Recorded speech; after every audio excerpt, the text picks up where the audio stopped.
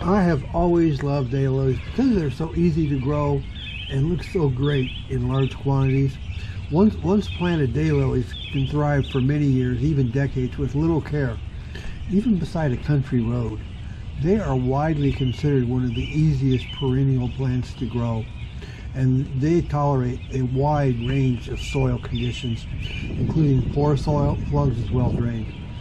They are drought tolerant once established, and they put on a beautiful show in your flower garden. Despite individual flowers only lasting one day, which is why they're called daylilies, a single plant produces an abundance of blooms over a period of weeks, even months, providing continuous color. Daylilies are known for vigorous growth and their ability to multiply quickly.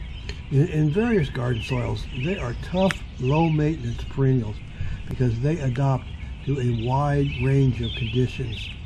Daylilies primarily spread their fleshy, tuber-like roots called rhizomes, which form dense clumps. And these rhizomes produce new fans, including plants with a set of leaves and roots that gradually expand the clump. While they prefer well-drained, slightly acidic soil, rich in organic matter, daylilies are incredibly tolerant of different soil types, including sandy and clay soils. They even tolerate both drought and somewhat wet conditions once established. And I don't do anything special to take care of my daylilies. When they start to crowd out their neighbor, I just dig them up and throw them in the compost pile. I don't divide them. I just dig some up and get rid of them. To encourage continued strong blooming and to manage their spread, it is often recommended to divide daylily clumps every 3 to 5 years. And this process involves digging up the clumps and separating the fans and replanting them.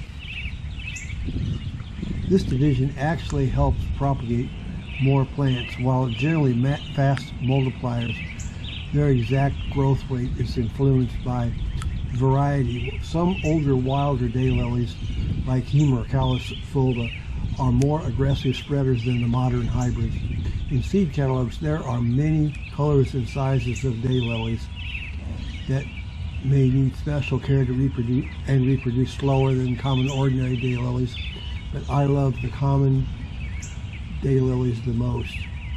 They prefer at least 6 hours of sun a day, which encourages more blooms and stronger growth. They love consistent moisture, especially during budding and flowering, which leads to better quality blooms.